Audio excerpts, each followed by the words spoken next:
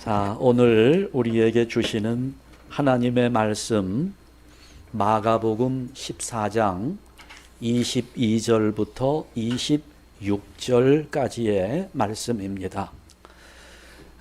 우리가 잘 아는 사도 바울은 교회의 비밀을 일찍 깨달았습니다. 사도 바울은 예수 믿는 사람들을 핍박하는 자였습니다. 그래서 온 사방 다니면서 예수를 믿는다는 사람들을 붙잡아다가 고발하고 그래서 처형하고 하는 일에 앞장섰던 사람이지요. 그랬던 바울이 다메섹 도상에서 예수님을 만나게 됩니다. 예수님께서 바울에게 말씀합니다. 바울아, 바울아, 네가 왜 나를 핍박하느냐? 죄송합니다. 사울아, 사울아, 네가 왜 나를 핍박하느냐? 이렇게 말씀을 하셨어요. 그때 사울은 궁금했습니다. 나는 지금까지 다니면서 예수를 핍박한 적이 없고 예수 믿는 사람들을 핍박을 했는데 왜 예수님은 네가 나를 핍박하느냐라고 말씀을 하시는지 그것이 궁금했습니다. 그러다가 깨달았습니다. 예수님과 교회는 하나구나. 교회를 핍박하는 것은 곧 예수님을 핍박하는 것이구나. 그래서 사도 바울이 교회의 비밀을 깨닫습니다. 교회는 그리스도의 몸이라고 하는 사실을 깨닫게 된 것입니다.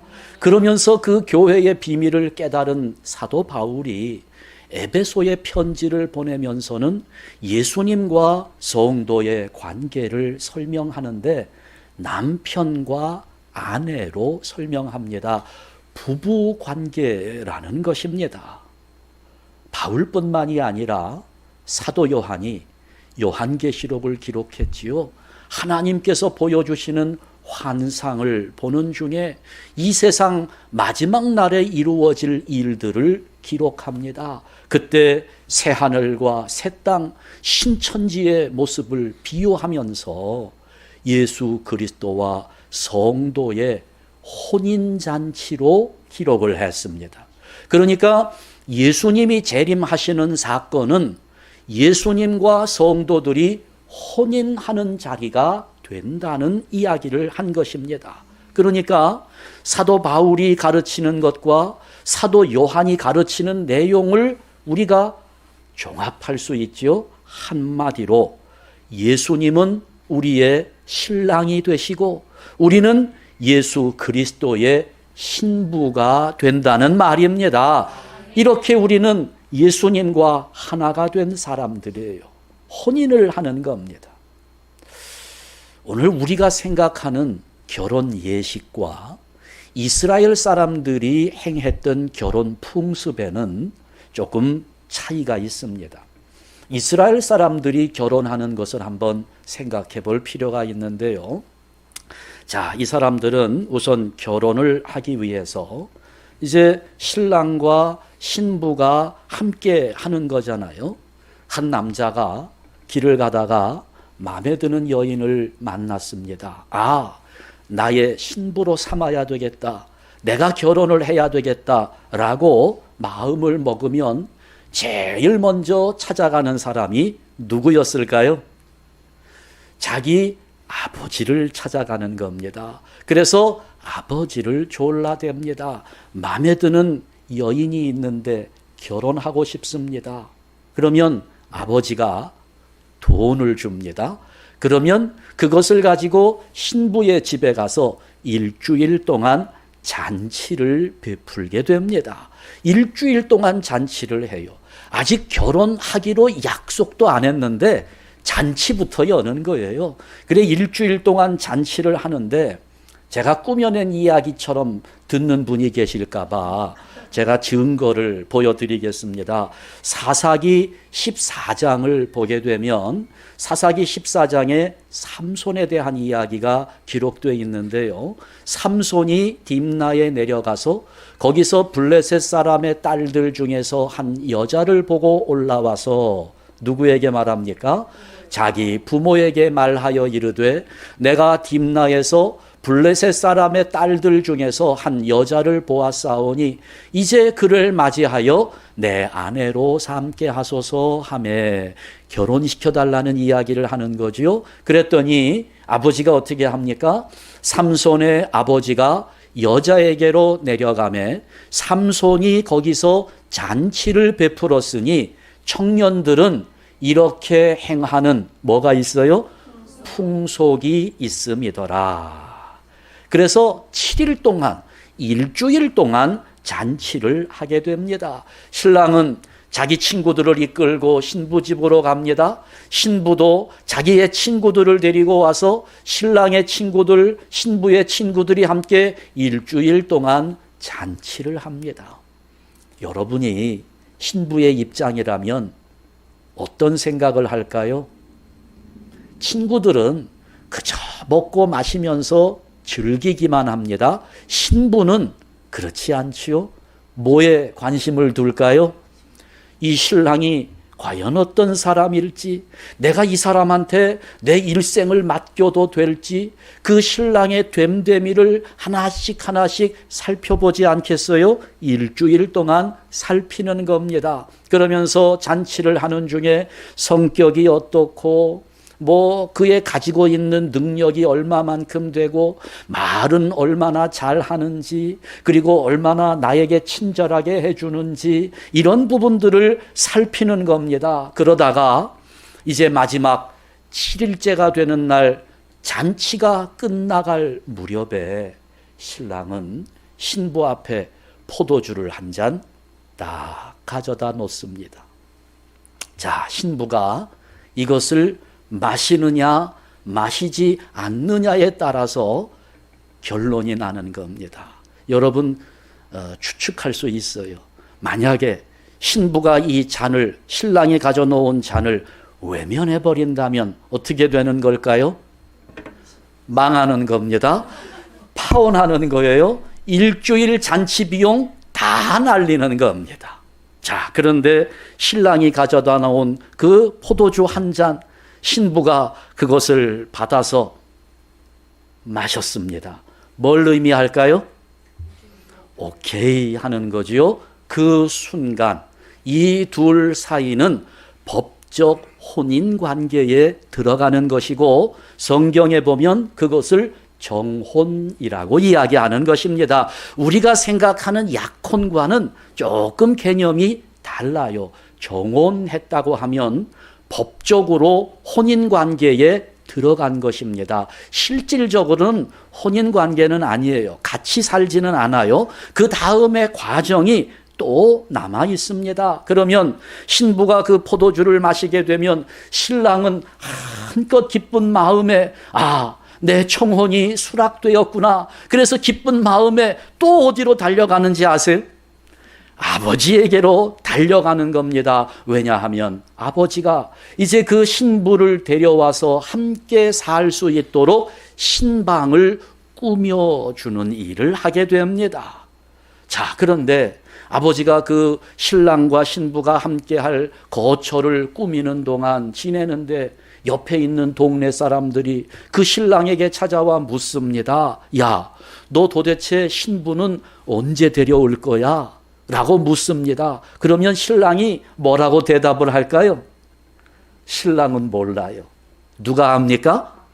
아버지가 아는 겁니다. 나는 몰라요. 아버지가 준비를 해야 되는데 우리 아버지가 준비하시는 대로, 그러니까 신부를 데려올 날은 아버지만 아세요.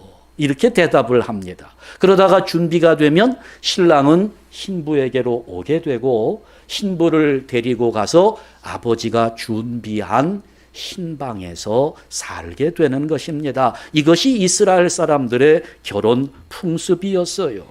그러면 신부는 정혼한 이후에 자기가 포도주를 마시고 법적 혼인 관계에 들어간 이후에 신랑이 아버지 집으로 갔다가 다시 자기를 데리고 오는 그날까지 어떻게 지내야 될까요? 야, 이제 내가 저 사람에게 시집 가면 저 사람에게 매이게 되니까 그 전까지 좀 내가 누릴 수 있는 건 누리고 즐길 수 있는 것 즐기고, 그때 시집 가서 살면 못하니까 지금이라도 좀 어떻게 클럽에도 좀 가보고, 이제 다른 남자 못 만날 테니까 다른 남자도 좀 만나고, 그렇게 되면 어떻게 될까요? 안 되잖아요. 어떻게 해야 됩니까? 신부로서 정결하게 순결하게 자기의 몸과 마음을 지키면서 신랑이 다시 나를 데리러 오는 그날을 기다리면서 살아야 되는 것입니다. 이것이 결혼 풍속이었습니다. 그런데 예수님께서 하신 말씀을 보면 이 결혼의 풍습과 연관해서 하신 말씀이 몇 번 있어요. 우리는 그 말씀들을 읽으면서 결혼과는 별로 상관없는 그런 내용으로 이해를 하는데요. 요한복음 14장 1절과 2절 말씀을 보면 예수님께서 제자들에게 이런 말씀을 합니다. 내가 이제 너희를 떠나갈 것이다. 제자들은 불안해졌어요. 우리는 예수님만 믿고 여기까지 왔는데 예수님 떠나가신다니 그게 무슨 말입니까? 주님이 떠나가시면 우리는 어떻게 하라고요? 할 때 예수님이 제자들에게 주신 말씀입니다. 너희는 마음에 근심하지 말라. 하나님을 믿으니 또 나를 믿으라. 내 아버지 집에 거할 곳이 많도다. 그렇지 않으면 너희에게 일렀으리라. 내가 너희를 떠나간다고 하는 말의 의미는 무엇이냐? 내가 너희를 위하여 무엇을 예비하러 가요? 거처를, 신방을 예비하러 간다는 겁니다. 그러니까 이 말을 듣는 제자들은 바로 머릿속에, 우리는 그렇게 연상이 안 되는데 이 사람들은 이스라엘 사람들이니까 바로 연상이 되는 겁니다. 신부를 두고 그 신방을 준비하기 위하여 되돌아가는 신랑의 모습을 연상하게 되는 거지요. 그러면 예비가 되었을 때 너희를 위하여 거처를 예비하면 내가 다시 와서 너희를 내게로 영접하여 나 있는 곳에 너희도 있게 하리라 말씀한 거예요. 결혼 관계를 설명하고 있는 겁니다. 그러면서 예수님 이제 나중에 승천하시게 됩니다. 승천하시기 직전에 사람들이 묻습니다. 우리 주님 언제 다시 오십니까? 라는 질문을 받으셨을 때 예수님께서 이렇게 대답합니다. 사도행전 1장 7절 이르시되, 다 같이, 때와 시기는 아버지께서 자기의 권한에 두셨으니 너희가 알 바 아니요. 아멘. 신랑이 너 신부 언제 데려올 거야? 라고 물었을 때 뭐라고 대답한다고요? 나는 몰라요. 누가 합니까? 아버지가 알아. 지금 그 말씀을 하시는 겁니다. 이스라엘 사람들은 이 말씀을 들으면 바로 머릿속에 결혼식을 떠올리게 되는 것입니다. 자, 우리 예수님의 사역을 한번 정리해 보겠습니다. 예수님의 사역을 한마디로 정리하자면 예수님의 공생의 사역은 포도주로 시작해서 포도주로 마무리된다는 것입니다.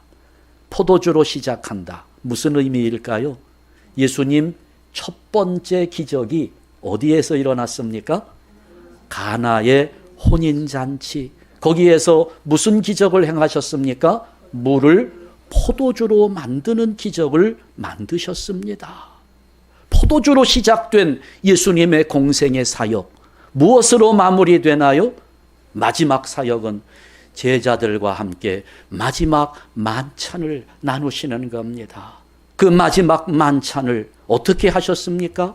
제자들에게 떡을 나누어 주셨고 제자들에게 포도주를 나누어 주셨습니다. 그러면서 뭐라고 말합니까? 이것은 너희를 위하는 내 몸이라고 말씀합니다.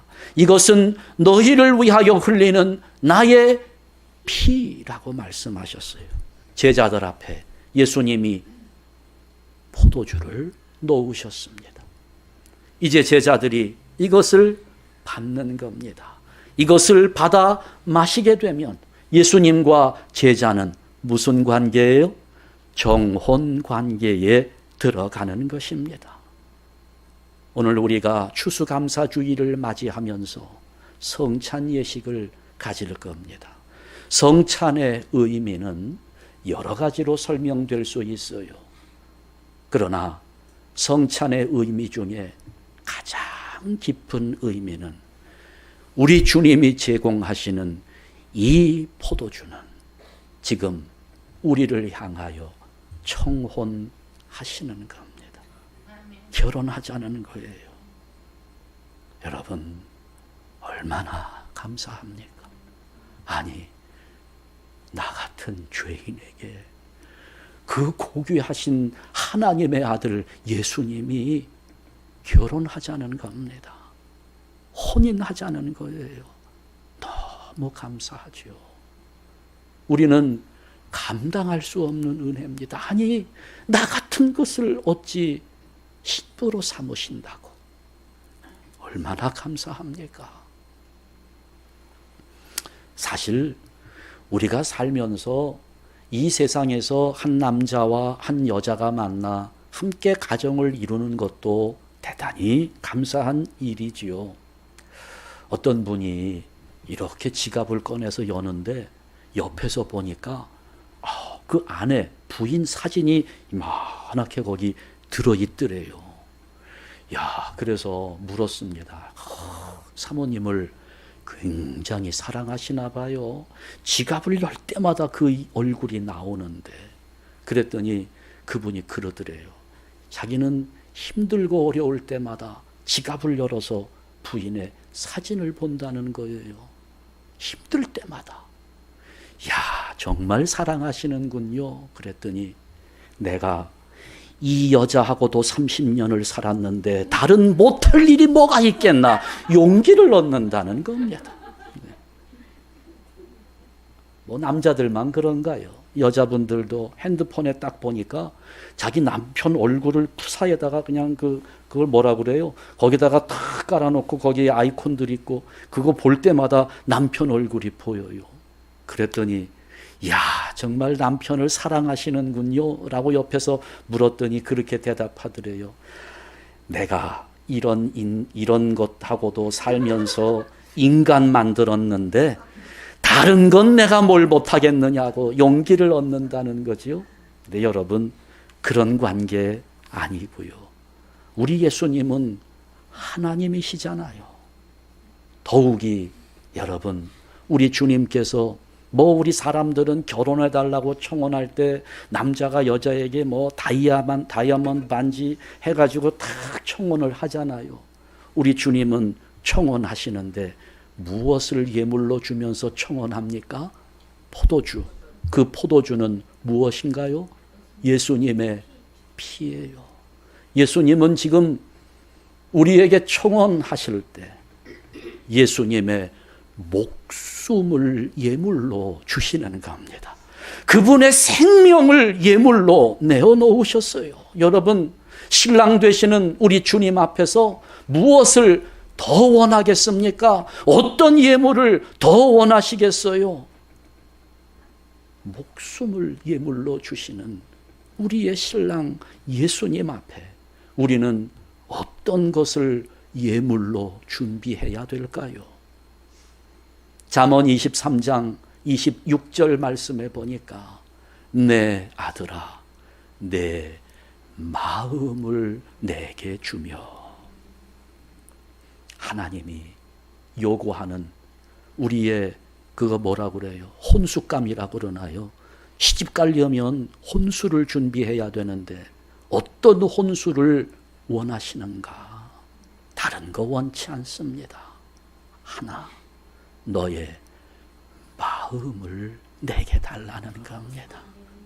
우리의 마음, 내 마음을 주님께 드리면서 오늘 성찬 예식에 참여하기를 바랍니다.